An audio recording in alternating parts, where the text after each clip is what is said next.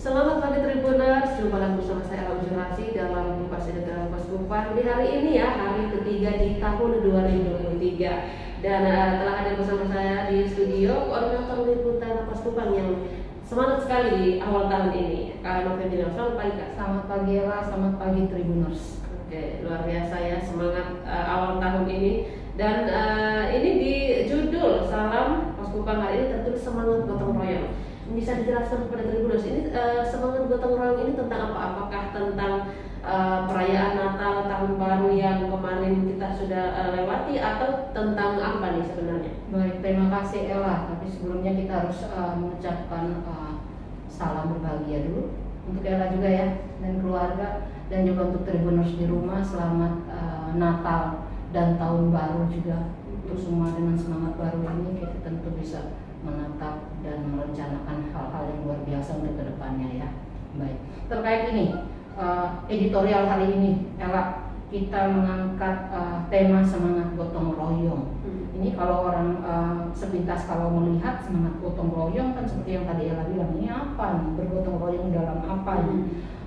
Sama-sama mewujudkan perayaan Natal dengan baik, gotong royong atau di tahun baru atau tidak. Tapi makna yang ada di sini sebenarnya terkait dengan semangat gotong royong, bagaimana masyarakat NTT saling bahu membantu dalam terkait dengan penanganan dan penanggulangan bencana.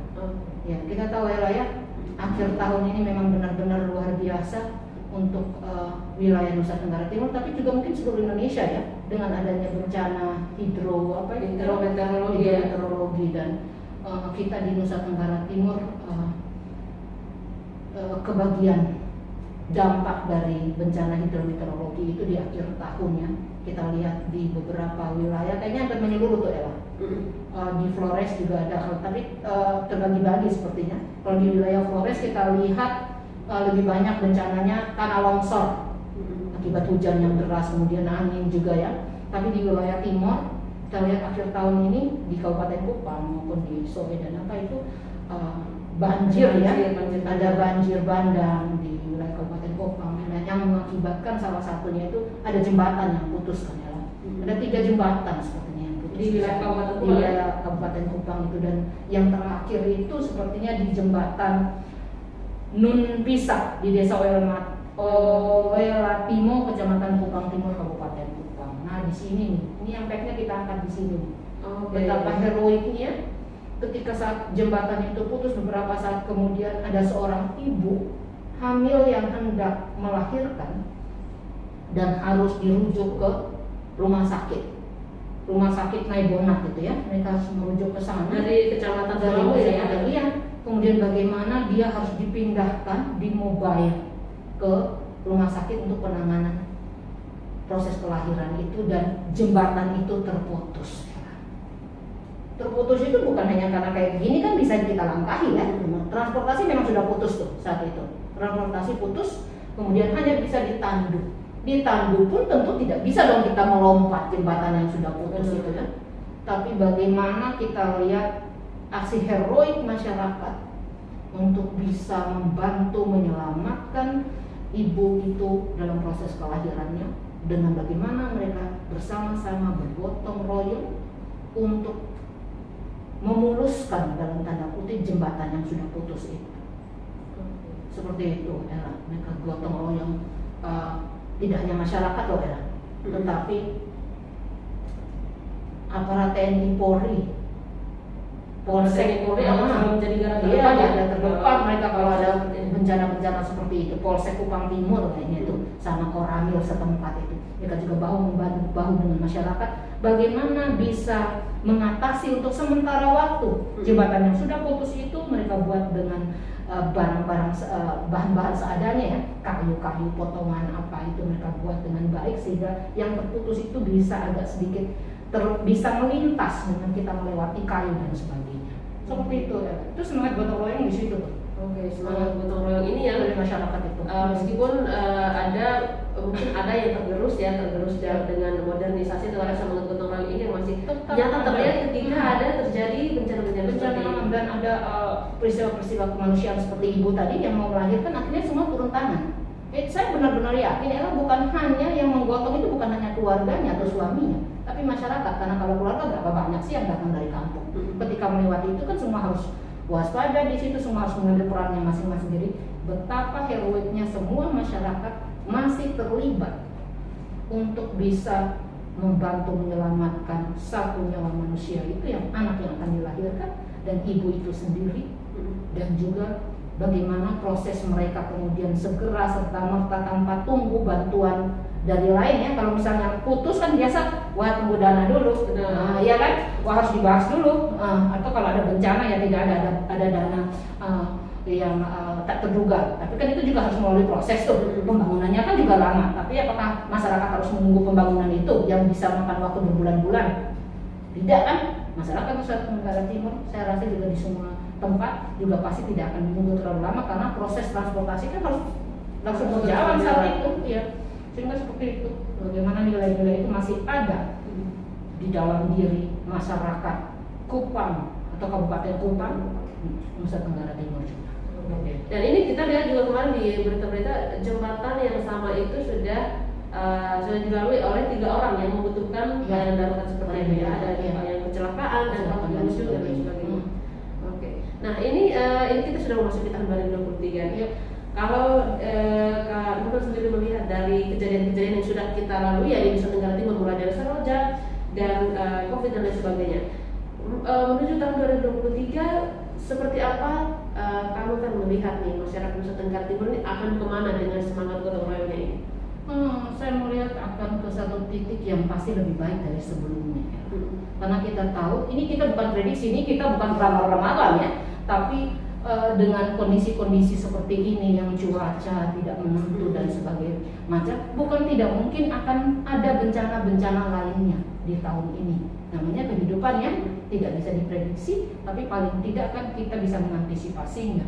Dan saya rasa bahwa masyarakat NTT atau masyarakat Indonesia pada umumnya juga semua pasti sudah siap menghadapinya. Kenapa? Ketika terjadi bencana, kita lihat kan sudah pernah terjadi nih, Seroja, kemudian di masing-masing daerah kan pasti berbeda-beda bencananya ya. Sehingga persiapan pasti sudah ada, pengalaman dalam turun pasti sudah ada ya. Sehingga dan ketika kalau bilang bencananya alam kan kita tidak bisa melawan alam ya lah, benar kan? Kita tidak bisa melawan alam, tapi dengan cara apa? Kita hanya bisa berdamai dengan alam, bersahabat dengan alam. Caranya bagaimana? Berbagai cara ya Ella ya. Menanam hal-hal yang kecil saja, ya kan, pohon, bunga, tumbuhan, buah-buahan dan sebagainya, atau dalam aksi yang besar menanam di hutan, sehingga apa? Ketika pun terjadi bencana misalnya hujan dan banjir, ketika masih ada hutan di wilayah itu, tentunya dia akan mengikat airnya itu dan tidak. Dan juga bisa meminimalisir. Kita tidak akan bisa, tadi saya bilang kita tidak akan bisa melawan bencana itu, tapi bagaimana kita bisa meminimalisir akibat dampak yang terjadi dari bencana itu ya dengan cara itu, antisipasi dan bagaimana penanganan ke depannya seperti itu. Dan di masyarakat di kota ini mau tanam apa nih ya kan? Dan ini mau tanam apa? Nah ini perhatian nih untuk pengusaha-pengusaha ya, untuk juga rumah-rumah tangga ya. Ketika membuat rumah adalah lahan yang harus ada masih terbuka. Artinya jangan dipaving semua dong, ya kan? Jangan dipaving semua di toko-toko dan sebagainya. Karena apa? Resapan tidak ada, ya. Itu kan berarti kita mengundang untuk dampak bencana bisa lebih besar lagi. Banjir kan, resapan air tidak ada. Paling tidak bikin paving sehingga masih ada resapan. Kalau langsung dicor, kita lihat ya di beberapa toko-toko, kita harus mengakui hal itu ya. Tempat-tempat usaha semuanya langsung semen rata semua dari depan saja, itu membahayakan. Dan ini tugas pemerintah, dinas terkait untuk bisa memantau, untuk bisa mengawasi ketika ada pembangunan dan semacamnya supaya itu bisa diantisipasi sejak dini. Seperti itu Ella. Dan di kampung-kampung juga ya harus bagaimana itu tadi saya bilang menanam hutan, menanam ini dan sebagainya. Seperti itu. Ini juga berarti bahwa pembangunan itu sendiri bukan hanya soal membangun gedung atau hal-hal lainnya, tetapi membangun hutan dan lingkungan ini juga sangat membangun hutan, membangun lingkungan, tempat tinggal, tempat usaha itu sangat perlu. Jiwa gotong royong boleh ada dan saya yakin akan tetap ada, bukan hanya pada saat bencana kemudian mulai tumbuh jiwa gotong royong, semangat kekeluargaan, toleransi, penghormatan keberagaman. Kita lihat ya di kemarin yang membantu itu pasti dari berbagai banyak kan suku, bangsa yang berbeda, bahasa yang berbeda, agama yang berbeda, itu menepis semua itu ya, karena nilai-nilai gotong royong, nilai-nilai kekeluargaan, nilai keberagaman itu dia melampaui batas, melampaui sekat agama, ras, suku, status sosial dan sebagainya. Mereka akan bersama-sama untuk bergotong royong. Saya rasa seperti itu. Kayak gitu. Ini juga menjadi PR untuk pemerintah ya di tahun 2023, apakah bisa membuat satu langkah maju untuk gerakan yang bisa membantu lingkungan kita, alam kita, seperti itu ya. Mungkin bisa diberikan pesan-pesan nih kepada pemerintah dan juga masyarakat nih di tahun 2023. Untuk pemerintah, artinya kalau pemerintah dan masyarakat sebenarnya hanya simpel ya, menjalankan kehidupan ini sesuai peran dan fungsinya secara maksimal, itu saja. Jadi misalnya masyarakat, kamu di dalam status di masyarakat sebagai apa? RT, RW, lurah, camat, bupati, gubernur, wali kota dan sebagainya, itu kan bagian juga dari masyarakat. Gimana melaksanakan perannya itu? Harus berperan seperti apa? Ketika saya camat, saya harus berperan bagaimana? Ketika saya lurah, saya RT, saya harus membawahi warga saya seperti apa terkait dengan berbagai hal, berbagai isu ya. Kalau kita bicara soal bencana, berarti isu-isu, kalau bencana berarti kan isu-isu lingkungan nih. Bagaimana saya dengan peran saya di masyarakat itu, saya bisa memberi peran yang baik terhadap lingkungan saya bisa memberi peran yang baik untuk mensosialisasikan hal-hal untuk mengantisipasi bencana, untuk menangani saat proses bencana itu, sehingga tersampaikan semuanya. Dan dinas-dinas terkait juga seperti itu ya. Ketika peran BPBD bagaimana, sosialisasi itu penting loh ya. Kadang-kadang orang tidak tahu. Ketika banjir saja terjadi, dia tidak tahu dia mau lari kemana. Jangan dia mau lari kemana. Apa yang dilakukan itu hampir sebagian, saya bisa pastikan hampir sebagian orang besar masyarakat NTT tidak tahu. Ketika banjir dia harus bagaimana. Ketika gempa bumi dia harus bagaimana. Ketika lagi angin puting beliung dia harus bagaimana. Nah ini tugas siapa? Tidak saja tugas pemerintah atau dinas terkait, tapi yang tadi saya bilang masyarakat. Karena kan di masyarakat itu kan banyak bagian ya. Ada orang tua, ada tadi saya bilang RT RW, ada polisi. Di masyarakat kan juga itu. Ada orang tua, ada anak. Ketika anaknya mengetahui, kan namanya anaknya sekolah dan sebagainya. Ketika mengetahui informasi itu, tugas dia tadi saya bilang, peran dia untuk bisa menyampaikan hal-hal menyangkut lingkungan, mewaspadai bencana, mengantisipasi dan penanganan bencana itu dengan baik sesuai dengan pengetahuan yang dimilikinya. Itu seperti itu ya, saya rasa saya gitu. Dan harapan untuk nilai-nilai gotong royong dan semangat gotong royong yang masih ada sampai saat ini, harapannya ke depan seperti apa? Harapan saya juga hanya simpel bahwa begini, di tengah zaman yang sekian, di tengah zaman yang kita bilang sudah sangat terbuka ya, orang kan kadang-kadang bilang begini, ketika nilai-nilai gotong royong, kekeluargaan, apalagi toleransi dan sebagainya itu sudah mulai terkikis akibat perkembangan zaman. Sepertinya perkembangan zaman yang disalahkan, benar kan?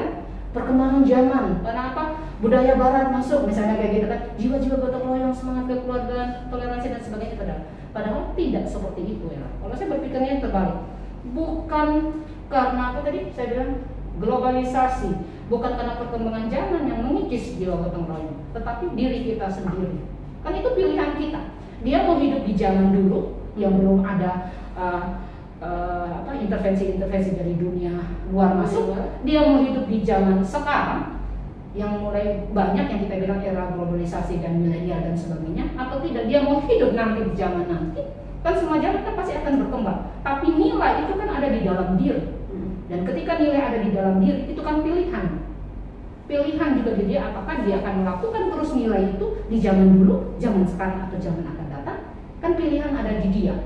Sehingga bagaimana nilai yang ada di diri kita itu terus kita jalankan. Nilai apa? Nilai tadi, gotong royong, nilai toleransi antar berbagai keberagaman, nilai-nilai kekeluargaan, nilai-nilai persaudaraan.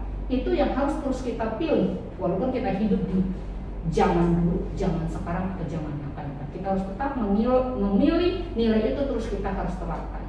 Karena bukan tidak mungkin di antara kita, di antara zaman dulu, sekarang dan akan datang juga pasti ada orang-orang yang juga tidak ingin menerapkan nilai itu. Tapi bagi orang yang masih memilih dan menerapkan nilai itu, bagaimana dia terus menyebarkan, memviruskan dalam tanda kutip nilai-nilai yang berharga itu ke semua orang yang ada, sehingga akhirnya orang yang tadi tidak mempunyai nilai itu akhirnya juga terpanggil untuk akhirnya memilih dan melakukan nilai itu, entah di zaman sekarang atau zaman akan datang.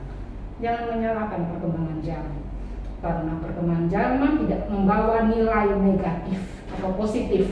Nilai itu dibawa oleh diri kita masing-masing. Seperti itu. Jadi luar biasa, pesan yang sangat luar biasa di awal tahun 2023 untuk Tribuners sekalian, bahwa semangat gotong royong itu harus kita tanamkan di dalam diri kita sendiri, sehingga ketika misalnya semangat itu masih tetap ada ataupun hilang, itu kita jangan langsung menyalahkan perubahan zaman atau sebagainya, tapi semuanya tergantung kepada diri kita, mau mempertahankan nilai-nilai itu atau membiarkan dia hilang begitu saja. Dan nilai itu harus timbul dari keluarga. Yang selalu saya bilang ya, nilai itu harus ada dalam keluarga. Bagaimana keluarga membuat nilai itu tetap ada, dan dari keluarga itu bagaimana nilai yang baik itu dibawa keluar ke lingkungannya, dibawa keluar ke lingkungan sekolah, dibawa keluar ke lingkungan ibadah, dibawa keluar ke lingkungan kerja. Akhirnya nilai itu tetap ada, meskipun nanti ada juga nilai-nilai yang negatif, tapi paling tidak nilai positif itu selalu senantiasa ada setiap jam. Luar biasa. Baik, terima kasih kalau kalian sudah memberikan banyak sekali masukan pada pagi hari ini. Kita membahas semangat gotong royong, dan akhirnya Tribuners sekalian bisa mendengar banyak sekali hal positif yang bisa diambil dan bisa kita pertahankan ya sebagai masyarakat Nusa Tenggara Timur dan masyarakat Indonesia pada umumnya yang memang dikenal dengan semangat gotong royongnya. Baik, Tribuners sekalian, itu dia tadi kupas editorial Paskubang hari ini Selasa 3 Januari 2023. Akhir kata saya Lansurasi dan rekan Kanoven mengucapkan terima kasih atas perhatian Tribuners sekalian. Selamat pagi dan salam sehat. Salam sehat.